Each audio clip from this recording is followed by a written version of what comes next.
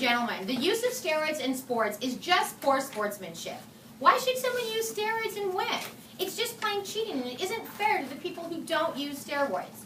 Take the example of Lance Armstrong, who was found to be using steroids in August 2012 and was banned from cycling.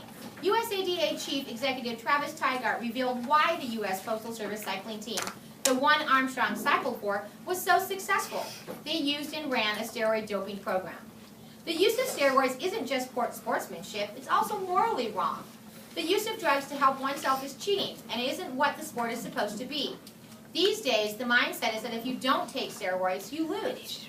But when you do take steroids, you're apparently the big winner who never loses.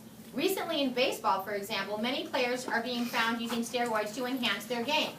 1 in every 200 players was found to be using steroids, according to the San Francisco Chronicle. This isn't what baseball was meant to be. More and more people are using steroids, and not just in baseball, but every sport too. 6% of the players in football have admitted to using steroids. That's about 15,000 people. Again, it isn't what the sport was meant to be. Let me give you a last thought.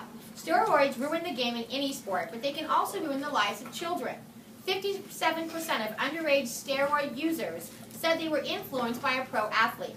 These are kids in grades 8 through 12. What's really scary is that a lot of kids are willing to take the risk of steroids. 65% of surveyed kids say they would take the health risk of steroids if that meant they could achieve their athletic goal. All statistics are taken from MSNBC.com. Pro athletes are some of the main influences to these kids. And if athletes would stop using steroids, so would kids.